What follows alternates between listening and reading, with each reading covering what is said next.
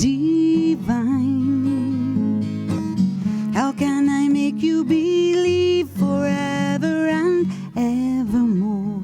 I'll give my heart to you. Let's bring heaven down here. Let's bring heaven home down. I don't want to wait for the angels. Let's bring heaven down here. Let's bring heaven down here. Let's bring heaven home down. I don't want to wait for the angels. We're in heaven right here, right now. Heaven right here, right now. Heaven right here, right now. Heaven right here. We're in heaven right here.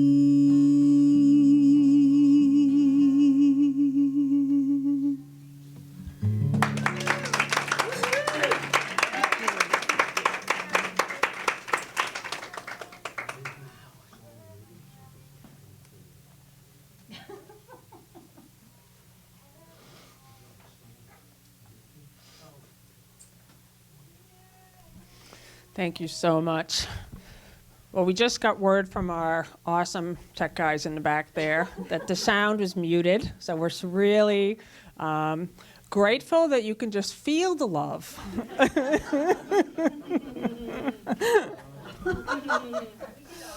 Did they unmute? It's unmuted now. Yeah.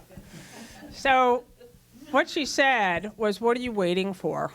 And heaven is here. It's right here, right now.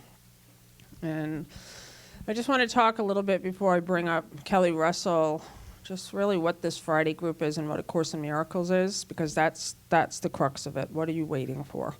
And A Course in Miracles, to me, is a systematic way to a different perception of everyone and everything in the world, period. And everyone has a different way to describe what A Course in Miracles is. Some people say it's a text, it's a workbook, it's a message from Jesus, it's got Christian terminology, it's got a workbook, it's, you know, it's whatever you come up with. But for me, it's a systematic way to a different perception of everyone and everything in the world. That's how I see A Course in Miracles. And it has steps. And it's a way, a very simple, practical way to have you change your point of view of yourself in the world. It's that simple. So each one of us is standing on a point. We have a point from which we view. And so the scientists have already said, like, you're like a bubble. We're all like a energetic bubble. There's nothing solid in the world. But your own point of view and holding the point from where your energy is assembled gives you a perception where you're looking outside of that bubble from. So A Course in Miracles is this awesome way to get you to move off that point. So first, it allows you to recognize the point from which you're looking out from. And the point where most of us start is the point of separation. I'm alone. I have to work hard. I have to earn love. That's the point where most of us stand because we don't know who we are. And I've got, my friend Max posted this awesome thing the other day on his Facebook wall, that guy that just killed 50 people in Orlando, Florida, Omar Mateen. And everyone's, telling a political story about that guy and, the hatred and the rage. And Max posted, let's not forget, Omar Mateen is a beautiful being. He just forgot who he is. And that's everyone in the world. Like when you do horrific things like that, and he showed us a very extreme horrific act, but each one of us, when we're sleeping, creates or is participating in those kinds of horrific acts on a daily level, the way we treat ourselves, the way we treat others, the judgments that we have. So A Course in Miracles is a way to get you to first stand still, just to really allow like all the energy fields that are flying of, this is happening to me and why me, and to get you to stop. You just have that willingness to stop for a moment, and the energies start to calm down. You do it. You say, okay, I'm going to sit right now. I'm just going to sit. And when you allow that, like the power of God, which is within you, has a chance to start to integrate with that stillness. And from that point, you can make a decision. So if you look at how many times in A Course in Miracles, Jesus says, you must make a decision. The power of decision is my own. You make a choice, and there's a movement. There's always going to be a movement. And so I love that you sang that song, because what are you waiting for? It's kind of like an analogy of two people standing at the top of a mountain. And one person is facing a direction where they're seeing a whole big thing of garbage cans. And the other person is seeing the majestic view and the mountains and lakes. And one person's like, oh my God. And the other person who's turned the other direction is like, what? And they're never going to see what you see. And so what happens with many spiritual people is they keep standing in the direction they're standing in, facing the wrong way, waiting for a miracle, like waiting to be shown something different. No, the something different you're waiting to see is over there. All you have to do is go, okay. And often, we need someone to turn us. I personally don't know anyone that's done it themselves. And I'm sure maybe somewhere it has happened in time. I don't know. I don't know a single person who's been able to turn themselves. Each one of us had help. And that's what A Course in Miracles is. It's a plan of teachers. We help each other. So someone turned me. He said, Lisa, you don't need to suffer. You don't need to suffer. You don't need to keep telling the story you're telling. Love is all around. Turn. And we don't want to turn. We have so much resistance that we just are so determined to keep in that space of telling the story. No, but really, this is really happening to me. I really have no money. I really have cancer. I really am in pain. You don't understand. I do understand. Because I've been there. And that's why I teach. And that's why you begin to express this message, because you feel the difference of how changed your life becomes. And so, for me, when I look at this, the miracle is a movement. It's always a movement. It's a shift in perception where you say, okay, I have to stop with the thinking. I'm going to just stop with the stories now. And I'm going to open my mind to the possibility of seeing in a new way. And this is why I love Bonnie Kimball and Becky Johnson so much, because those two, you guys know them on Facebook, they are like the demonstration of finding gratitude in everything. Those two, I mean, all of us do it, but those two, to me especially, they're like every day, they're totally committed to talking about, I think they did this 100 Days of Gratitude thing or whatever they did, but they made a dedicated commitment to focusing their attention on the good. And we all have that ability. We all have that ability now to focus our attention on the truth. God is with me. I'm not alone. There's nothing to fear. And what I feel is that you must look at the blocks and the obstacles. You must look at the point from which you're standing and be willing to remove the blocks and the obstacles. it's just amazing. You must really say fear is not in control anymore. And you say, and see, this is a stopping point for many of us. Fear is there, and we say, no, I can't do it right now. Fear just won. So the miracle is in your worst fear, take a step. That's the rule. That's the rule. I'm in so much fear right now. I just need to be gentle with myself and rest and relax, and miracle will come later. No, face your fear. Remember the truth, and then take a step. Turn your direction. And to me, that's what this Friday group is for. It's that we've all come together in this one single purpose to help each other. To help each other remember the truth. So, very grateful. Awesome Al. Awesome Al is going to demonstrate us how a real hug happens. Come on up. No more 1 second hugs, anybody. I was taught this by a woman, a friend of ours actually, Linda and ours, named Ginny Gentry. And she said, the proper hug lasts at least 15 seconds. 15 seconds? Are you kidding me? Right. 15 seconds. And there's none of this pity pat. So it's a real heart-to-heart connection, okay? Yeah. So that's what you got to look at. Okay.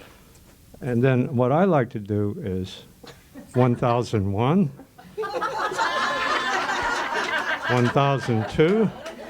But nobody ever stays with me with the whole 15 seconds, because I guess I'm counting too slow. You are really Time is not real anyway, right? That's funny. Right? All right. Thank you for that. Thank you, Al. No, I just had to bring that up because Al was doing it this morning before we began. So it is my great honor and privilege to give to you Kelly Russell. This, sir. 1001. 1 second hug. Sorry about that. But I felt it.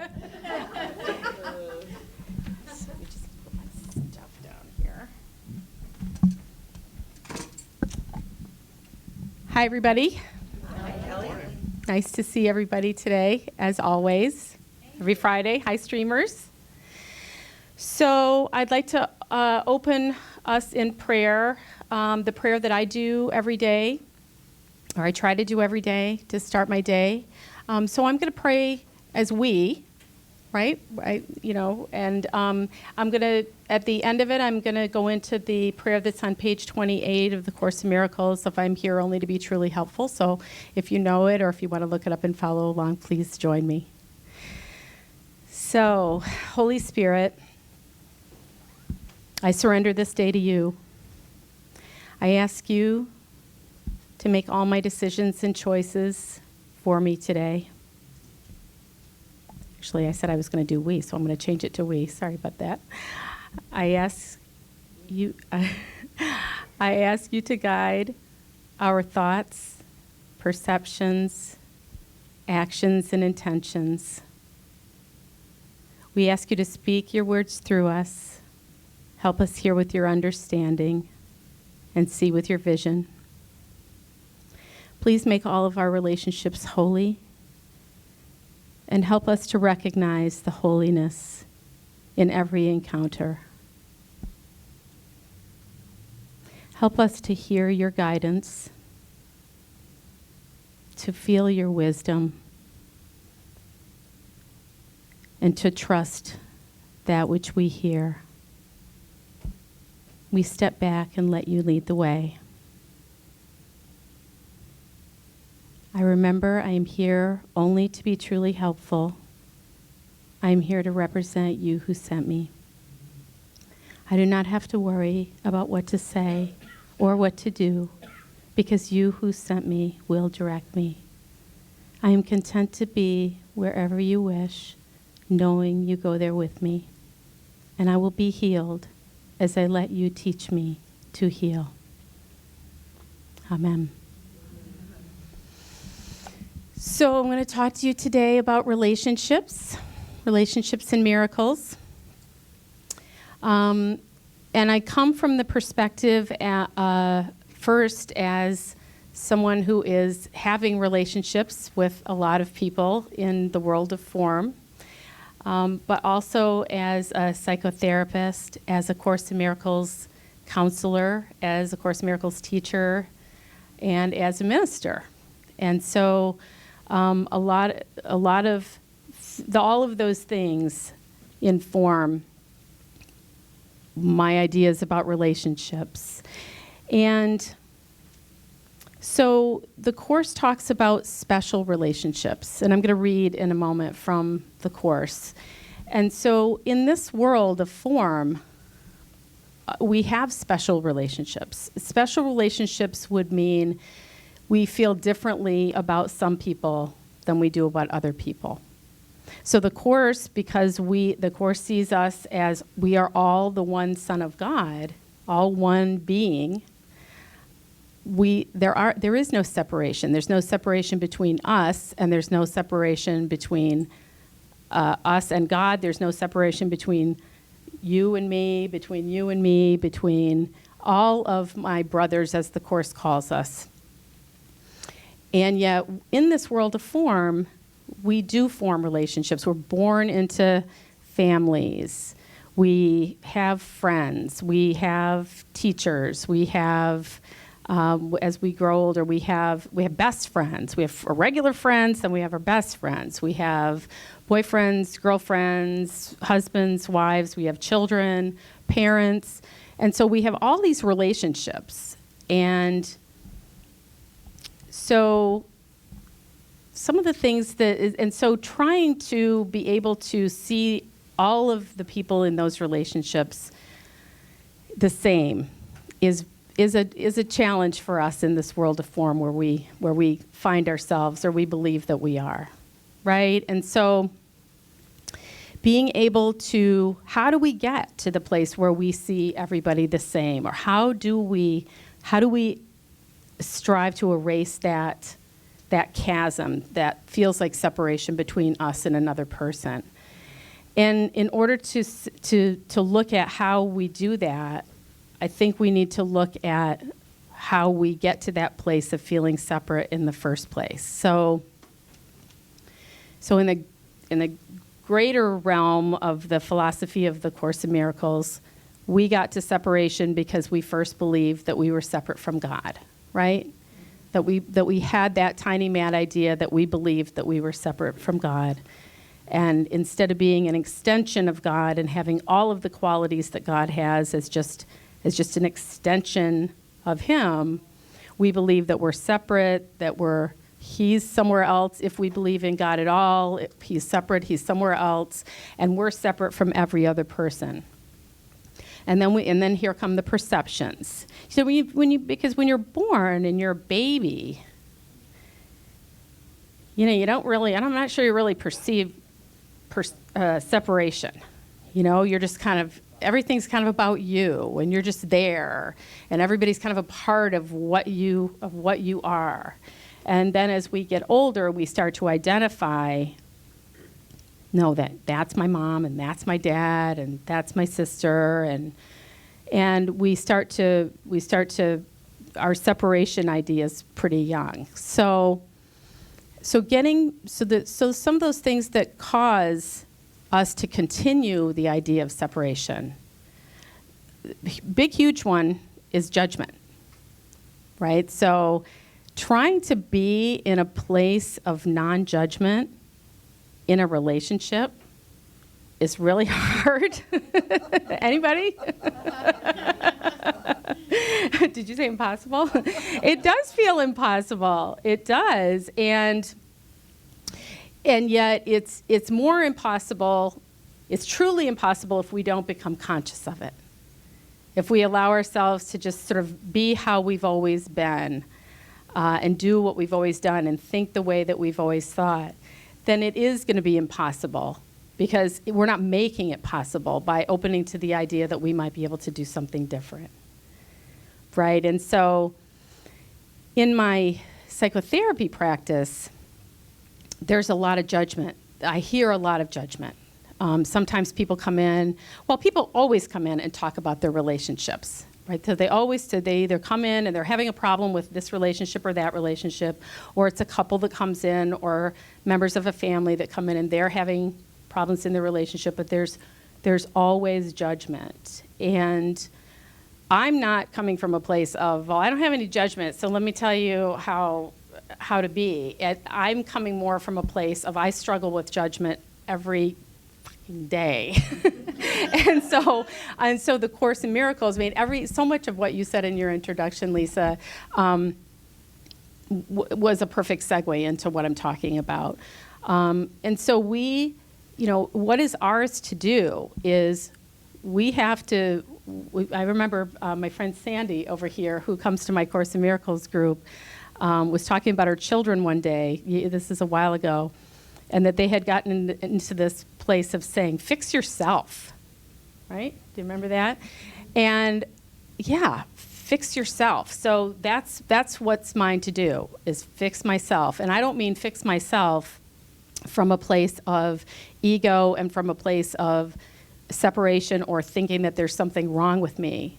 Really, fixing yourself means coming into alignment with who you really are and coming back to the place of recognizing that you are a holy son of God and that is the reality, that you are the light of the world and that I am the light of the world, and that because there is one sun, we aren't separate, that means that everyone is the light of the world. It's not that, well, I'm the light of the world and you're the light of the world, but the prisoners that are incarcerated that did bad things are not the light of the world, or the person who did the shooting in Orlando is not the light of the world, or that there are certain people that are not the light of the world. No, there's one being, there's one sun. And so if there's one sun, we're all it, right? And so judgment happens when we start to believe that we're not. Judgment happens when we start to believe that there is separation and that there's not one sun. There's multiples, and some are good and some are bad. And so if we believe that, because there is one sun, so if we start to go down that road and believe that we're separate, then we have to believe that we too are bad.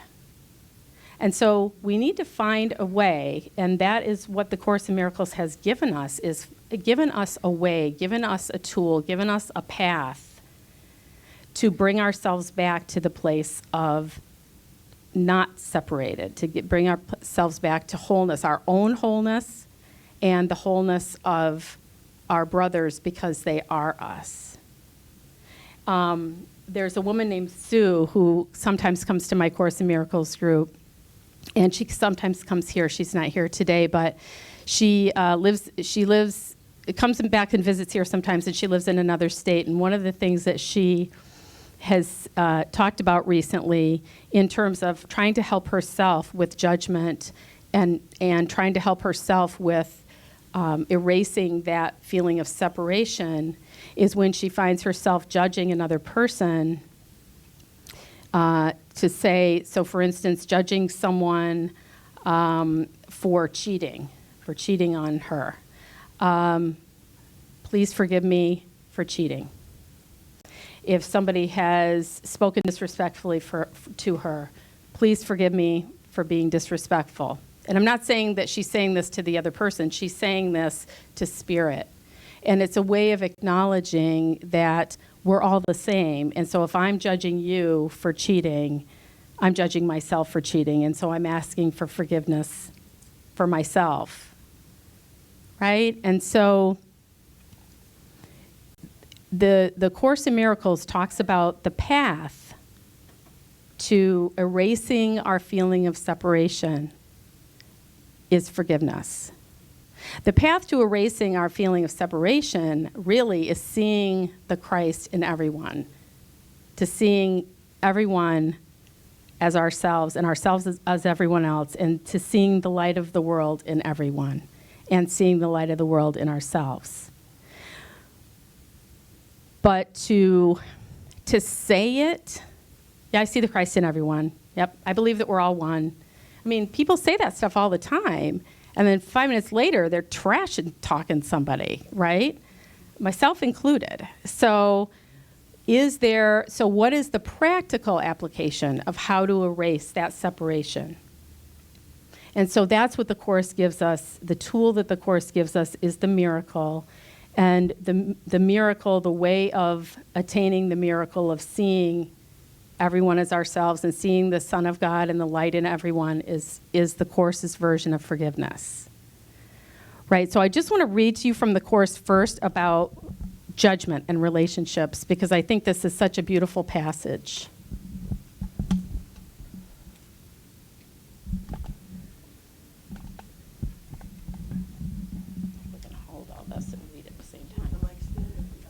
No, I think I'm good. Thank you, though.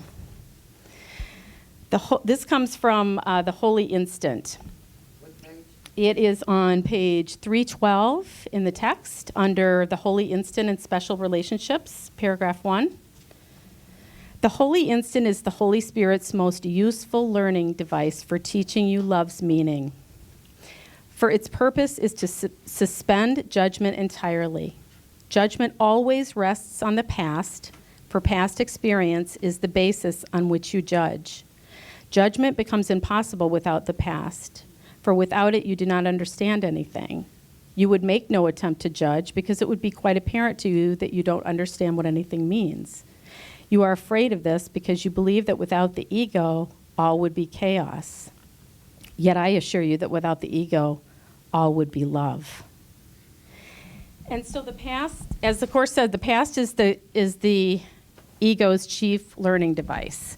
And that's what I hear a lot in my practice, is everyone has learned to judge someone because of what happened in the past. You know, they're not coming in with like what's happening in the present moment, really. They're coming in with their judgment about what someone has done in the past, whether it was what was done to me in childhood, whether it was what my husband or wife did, or what my parent has done, or whatever. And it's all based on the past. And so for us to be able to see that, you know, there's a Course in Miracles lesson that says, I see only the past, that we're not really looking at anything through the lens of the present moment. We're not really in the present with anyone. We think we're in the present, but we're operating with all of what we think is knowledge, all of the judgment, all of the experience that we've had with this person in the past, or we're even dragging in the experiences that we haven't had with that particular person, right? And that's what we call baggage, right? And so, you know, being in a relationship with someone, I mean, you know, forging a relationship with someone is challenging enough. And, you know, given what we have going on and how we're trying to be the light of the world, and we're trying to be in the present moment, and we're trying to see them as the Son of God, and then we have all of our baggage that we bring dragging into the relationship, and we have all of their baggage. And so being able to truly see someone is really difficult. And because it's not really difficult, but we make it difficult because we are looking through these lenses of distortion with our baggage and with what has happened to us and with our story. Lisa talks about our story a lot, and that's really what it is. It's a story that we're telling ourselves. And so because our minds are so powerful, the story that we're telling ourselves becomes the story that we're authoring, right? So we expect something to happen. Oh, this isn't going to go well. He's probably going to cheat on me. He's going to be a lying bastard like they all are. Or he's going to, no judgment. Or he's going to, you know, I'm going to get fired. I'm going to, you know. And I hear it all the time. People's the way that they're languaging things, you know. And then they expect those things not to happen. And it's like, well, but if your mind is really powerful. So if our minds are that powerful, and how could they not be? If we're created by God, and we're created in His image, if God literally extended Himself and just like grew another arm, and that's us, then all of the qualities that God has are us. That is what we are. And so how can we even be judgmental? I mean, we can't really even be judgmental. Who we really are, that is just a separate part of our minds that believes that we're separate. It's not true. And so being able to bring ourselves back into alignment with who we really are means that we have to adopt some kind of a practice, some kind of a gig, some kind of a tool that will help us to see each other as not separate. And that's really what the Course has given us when he talks about the type of forgiveness that is practiced in the Course. It's not the world's forgiveness, because the world's forgiveness goes something like, you did something bad to me, you're guilty, we both know it, or even if you don't know it, I do. But I'm going to be the bigger person, and I'm going to because I'm a holy son of God, and because I'm spiritual, and I'm a Course in Miracles student, that I'm going to forgive you. But I know that you did it. I'm just being a better person than you are, so I'm forgiving you. So I'm probably going to go to heaven because of that, and not sure where you're going to go. But anyway, you're forgiven, right? You are welcome. Yeah, you're welcome. And that the Course in Miracles actually, Jesus doesn't, you have to wake up pretty early in the morning to put something by on him. So he already had a name for that. Does anybody remember what that's called? Forgiveness to destroy. Forgiveness to destroy, exactly. And so, and literally, forgiveness to destroy, because that kind of thinking is an attack on your brother, right? Holding him in judgment, holding him, and on yourself. Thank you, Nancy. And ultimately then an attack on yourself, because to attack another is to attack yourself. There's no way you can attack somebody else. It's like it's a boomerang. There's no way that you can attack somebody else and not have it come back to you and be an attack on your own self. And so, sorry? It's not obvious that it's happening. That's why No, it's not obvious that it's happening. So we get into that idea, that story, and we get all justified about it. And I mean, I've been a Course in Miracles student for 14 or 15 years or something, and I do it a lot. And I'm going to tell you a story in a little bit about how I recently did that last week. I know, just stop it. Just don't do that. So the Course in Miracles philosophy on forgiveness, again, I'm going to read from the Course about forgiveness, and then I'm going to talk about it a little bit. This is in the preface. Whoops, I gotta have my glasses. Can't see shit without them. The good thing True Sight is internal, so I won't need the reading glasses. So this is in the preface. It's on page 13. Forgiveness is unknown in heaven, where the need for it would be inconceivable. However, in this world, forgiveness is a necessary correction for all the mistakes that we have made. To offer forgiveness is the only way for us to have it, for it reflects the law of heaven that giving and receiving are the same. Heaven is the natural state of all the sons of God as he created them. Such is their reality forever. It is not changed because it has been forgotten. Forgiveness is the means by which we will remember.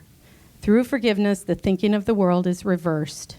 The forgiven world becomes the gate of heaven because by its mercy we can at last forgive ourselves. Holding no one prisoner to guilt, we become free. Acknowledging Christ in all our brothers, we recognize his presence in ourselves. Forgetting all our misperceptions and with nothing from the past to hold us back, we can remember God. Beyond this, learning cannot go. When we are ready, God himself will take the final step in our return to him. So, essentially, what's not to love about forgiveness when you look at it like that, right? But what gets in the way? Why are we not just walking around a big bubble of forgiveness all the time? Well, that part of our minds that believes it is separate from God is what gets in the way. And we get all self-righteous, and we get all, yeah, I know, I should really be forgiving, but, and then, but here comes the story. But I can't because he did this and she did that and they said that to me and they shouldn't have. And I find that one of the things that I think I fear in offering forgiveness to my brother, and that I hear in my practice that other people fear when we talk about forgiveness. And I have with my counseling clients who are Course in Miracles counseling clients, I can actually talk about forgiveness in this way. With people who are not, I just have to couch it more in sort of normal forgiveness terms. But either way, it is getting ourselves. It is the thing that gets expressed to me is, well, if I forgive that, then I'm being a doormat. If I forgive that, then I'm being weak. I'm letting people take advantage of me. I am letting people use me. I'm allowing myself to be manipulated. I am being a wimp. I'm, along that line, that somehow in forgiving a person, that it's like throwing in the towel, and it is, it's allowing ourselves to be walked on. It's allowing ourselves to be misused. And I hear that a lot. And I know that when I'm all up in my ego, that is how I feel too. I'm not going to let myself be treated. I love myself. I'm not going to let myself be treated like that. Yeah, because I love myself. I'm going to be good to myself. This is self-care right here, that I'm going to tell that person what they did to me and how wrong they were and how they shouldn't have done that, what they should do instead. That's love, right? Yeah. That's like love to destroy, right? And so it's you can get all contracted in that. I mean, I don't know about you guys, but that does happen to me. And, it can happen. The closer that you are to people, I think the more there is also the propensity for that to happen. So it can happen with our family members. It can happen with our partners. It can happen with our kids and our parents and our best friends and all of that. And one of the places where I see it happening is when people don't do what we want them to do. Anybody have that happen? Ever? So, I think a lot of us kind of walk around, and some people will just say this outright. I have family members who have said this outright to me, but I think a lot of times we walk around with the idea that if everyone would just behave the way that I want them to, the world would be such a perfect place and everyone would get along and it would be great. Why can't that just happen? And people in this world don't cooperate with that. They don't do everything the way that we would like them to do, right? And if they did, it would be a shit show. Trust me. So that is our ego minds talking about how we think things really should be. But really, if people were behaving the way that we really wanted them to, it really wouldn't go very well. And it wouldn't be a perfect world. Right? Because that's not the part of our minds. That's not our light of the world part of the mind that we are thinking with when we're saying that. Right? We're talking from the place in our minds that is in darkness when we say when we have those thoughts or when we say that. We're talking from the part of our minds that is in lack and in scarcity and is not believing that we are the light of the world and the other person is the light of the world. If we were to walk around every day, all the time, believing that I am the light of the world and you are the light of the world, then the world would change dramatically and drastically, and everything would be perfect. And I think that's what we're moving toward. But we're moving toward it, and whatever path we're using, and in this community, we're using the path of the Course in Miracles and what it's telling us to do. And what it's telling us to do is to forgive our brothers for what they have not done. So the Course in Miracles perception or or philosophy about forgiveness is far from, it's opposite of the idea of forgiveness to destroy. It is forgiving our brother for what he did not do. It is acknowledging the light in our brother and the light in ourselves as the same. It's acknowledging that this experience that we believe we are having is illusory. It is a dream that we believe we're having. And I've said this before in here, but for me, it's helpful to remember that it's like waking up in the morning after having a bad dream about somebody, where they attacked you or they killed you or they said something terrible to you or they did whatever. It's like waking up in the morning and being all pissed off at the person for what they did to you in the dream. I can't believe you did that to me. You were chasing me, and I was scared, and you were saying all these awful things to me, and then I think you finally killed me, and we're done. It's like, right? And we laugh at that, that's absurd. Except that that's what we're doing every day when we judge people. That's exactly what we're doing. We're believing in the dream, and then we're holding people responsible. So another thing that people say in my practice, and that I also think myself personally when I'm in some sort of conflict with someone is, I have to tell them what they did because they have to learn. I have to teach them, they have to learn that they can't do that, otherwise they're just going to go out and keep doing it and everything. So it's really my moral responsibility to tell people what they've done that's wrong and correct them, right? And so the Course in Miracles will tell us, actually, no, it isn't your responsibility. I'm pretty sure that what Jesus says about that is actually it's my responsibility to do that. So I got this. Why don't you just forgive them and forgive yourself and leave the rest of that part, the correction part, to me. And so the forgiveness, according to the Course in Miracles, goes something like, I forgive you because I remember there's nothing to forgive. I forgive you because I remember that you're my brother whom I love. And because I'm upset, I must have chosen wrongly. And so I ask Holy Spirit to correct my vision, to correct my perception. I forgive myself for dreaming this illusion. And I release us both to Holy Spirit to be healed. So there's a shorter version of that, which I attended a workshop with Gary Renard years ago, and he shared it with us, and it came from his teachers. And I give, this is another tool that I use in my psychotherapy practice that I give to people. And I just say, you don't have to understand it.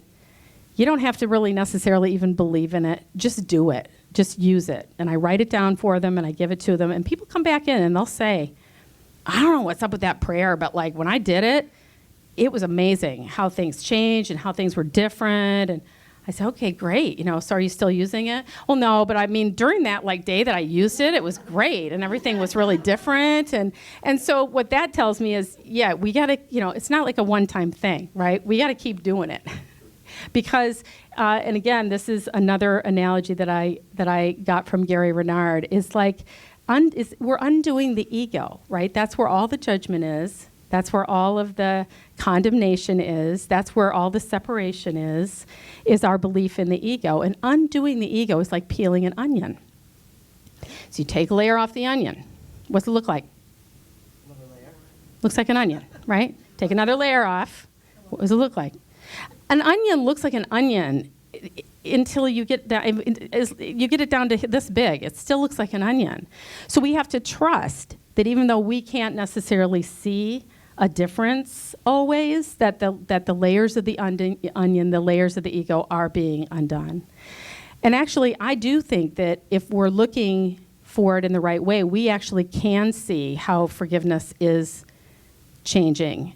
Because what I tell people is, and myself when I'm able to do it, is one of two things is going to happen when you practice forgiveness. Either whatever is going on in the world that is disturbing your peace is actually going to change as you practice forgiveness. The person's either going to vibrate out of your awareness somehow, or they're going to have some kind of a change of heart, or the situation's going to change, or you're going to get a new job, or a new person's going to come into your life, or whatever it is, because doing that forgiveness practice changes your projection. So we are projecting everything that we see in the world. Because we have this idea that we're separate, we project that separation idea into the world. And so as we practice forgiveness, we're literally projecting the idea of oneness into the world instead of the idea of separation. And so, of course, the projection is going to change. If you put a different film in the projector, the picture is going to change. The other way that it sometimes works is if the picture itself doesn't look like it has changed a lot, what ends up changing is your idea about it. You just don't care that much. I mean, it just changes. It's like, why was I even so upset about that? You know, it's sort of like if you're female and you've ever had PMS, it's sort of like having a big bout of PMS and then like the next day not really being able to remember why that was so upsetting and what you were so pissed off about in the first place. It's just kind of like, what was that about? I don't even know.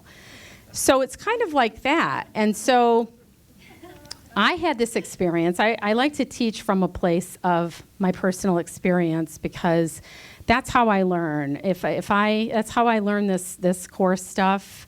I mean, I love the Course in Miracles. I love the book. I love the lessons. I love Lisa's 40-day program. I love the Living in Purpose program. I love the teaching tools that are available to me. But where I really get it on a gut level is when I'm in my own experience and it happens to me, and I go, oh, wow, that's what it is. So I just want to share this with you, that I had a sort of an inner altercation with somebody. It wasn't really an altercation because I never said anything about it to that person, which is, yay for me, right? Because that's growth for me to not just say whatever I think. That's one of the things that we kind of, I think, do in this world. People, we somehow have gotten this idea that we're supposed to express all of our feelings, and we're supposed to say if we're angry, and because it's bad for us to hold it inside, and so we're supposed to let it all out and really let the person know where we stand. And I don't really think so. Lisa was talking a week or two ago about if you think it, then it's already out there. It's an attack thought isn't all that different from your words being attacking. And I agree with that. But I also think that, so the first step to not doing that is not saying it. So to sort of try to curtail it at the place where you think it and then work with the thought to dispel the thought, right? Because I think you can also do a lot of damage when you're actually giving voice to some of those judgmental thoughts. And so I had, I'm not going to say it was an altercation. I just had a thing happen about a week ago where I felt like someone wasn't paying enough attention to me and wasn't necessarily behaving in the way that I wanted them to. And so then as I was spending my time on Monday, and I was just getting more worked up about it, and I'm thinking about it, and I'm telling myself the story, and I'm getting all self-righteous, and so I should probably just do this, or I'm gonna say that to them, or I'm just gonna maybe I'll just forget this. I won't even have this relationship with this person. I'll just maybe this isn't even meant to be. Maybe this is Spirit's way of telling me that I'm not supposed to be in relationship with this person. Yeah, that's like letting the ego get a hold of your Course in Miracles and bash you over the head with it, right? Because I'm pretty sure the Course in Miracles wouldn't be saying that, right? So I was sitting in my office, and I had a couple of hours to kill. And so I started writing the notes feature of my phone. And I started writing sometimes unsent letters. Those are things that I sometimes assign to people as helpful ways of just kind of getting all of the shit out, without actually saying it to the person, but like writing the unsent letter and then not just leaving it there, but then the next step of it with that is going in and writing another letter from that place where you're not holding all that stuff and all that angst inside anymore. And so I think I was thinking that I was going to do something like that. It wasn't really all that well thought out. It was mainly just having a rant and putting it down sort of on paper. And so I did that. And so at first I wrote to the person.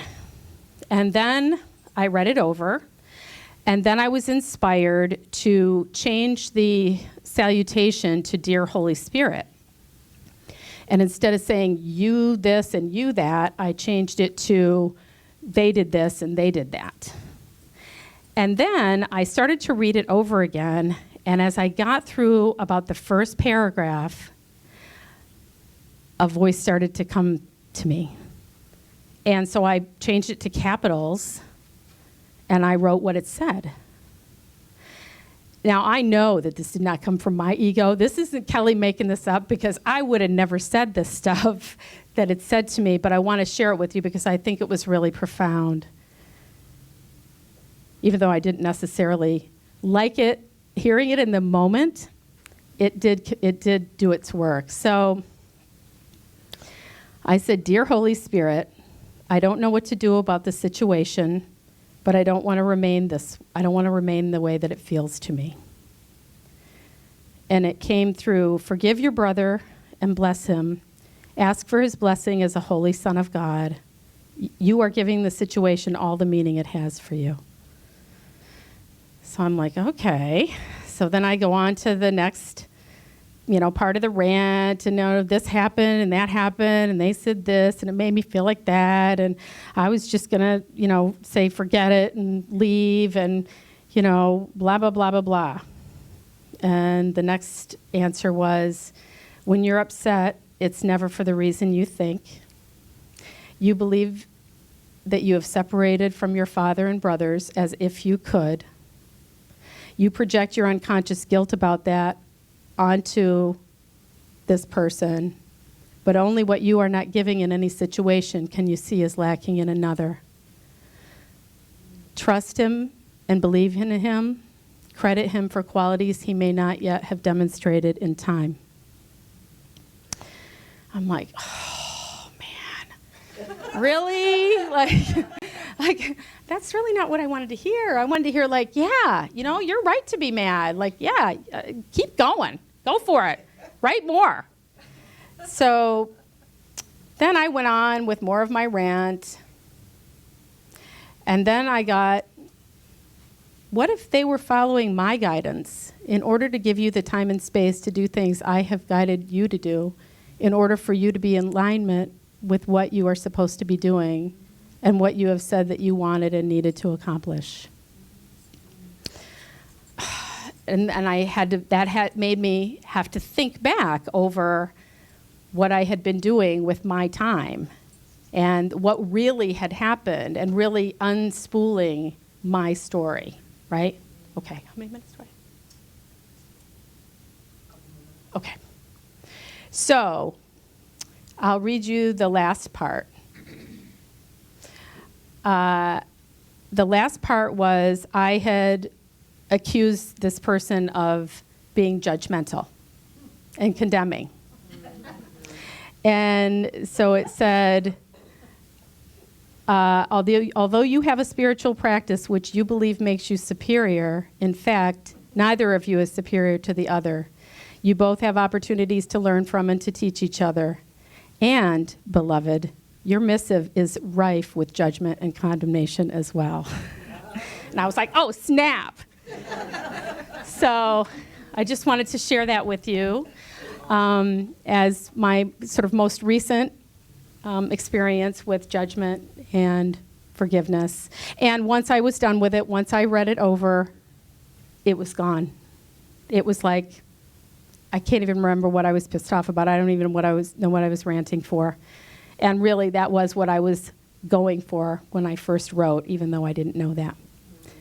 So thank you very much for listening and for being with me today on this day.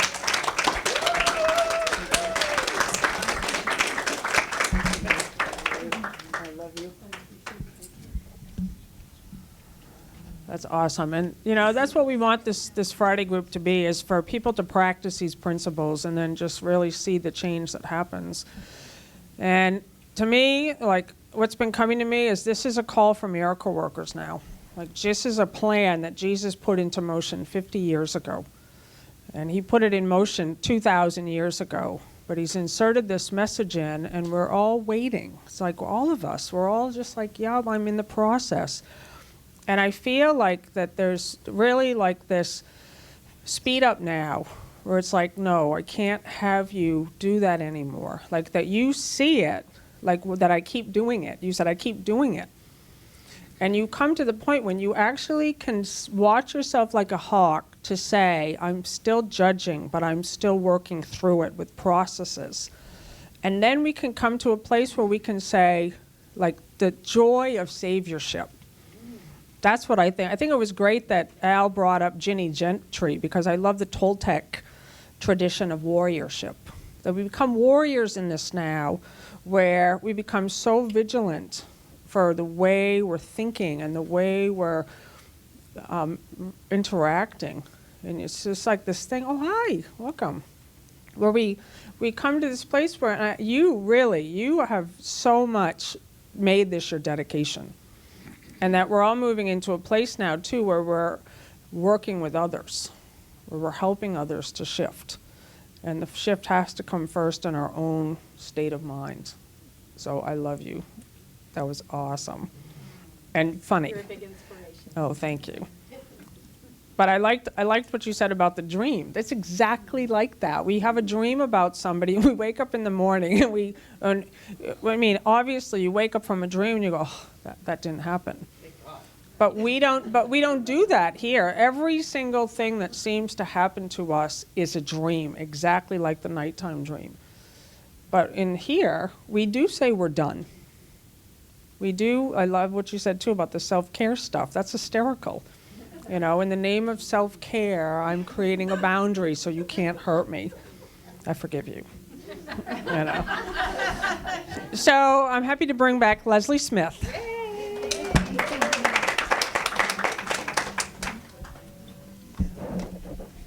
Thank you, Lisa. Thank you. Thank you for creating this space for all of us to come together and hold each other on that path of love. And thank you so much, Kelly. That was really great. Really helped me today. Yeah, for the work I'm about. This is a song that a friend of mine wrote. And for those of us that really love being in nature, that's where I get a lot of my healing and a lot of time with spirit and a lot of time with God, that's for sure. And so this song is really about that connection to our oneness and also nature.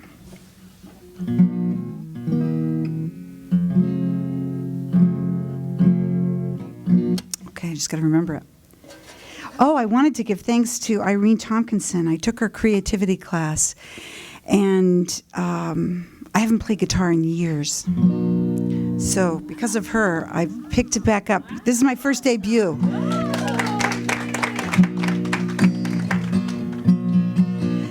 By breath, by blood, by body, by spirit, we are all one.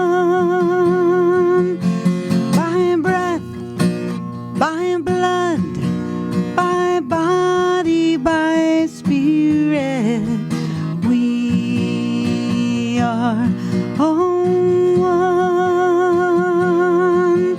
Well, the air that is my breath is the air that you are breathing, and the air that is your breath is the air that I am breathing. The wind rising in my breast, from the wind, from the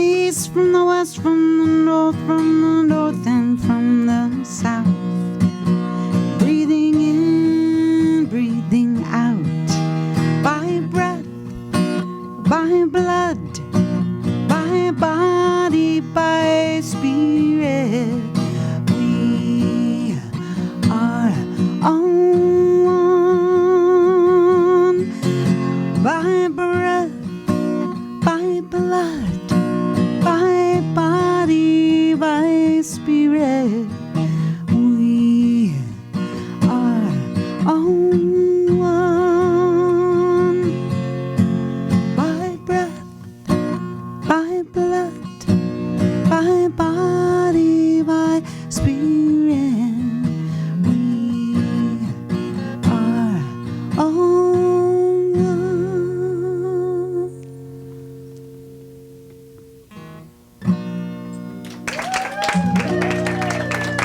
Gave me the 5 minute, and I thought, we got to move it. Thank you so much. Namaste. So why don't we all stand and we're going to join in a closing prayer. Oh, I'm sorry. Linda has an announcement. That's the prayer, I can do it. We can do it now. Yeah, but let's all start to move into a circle.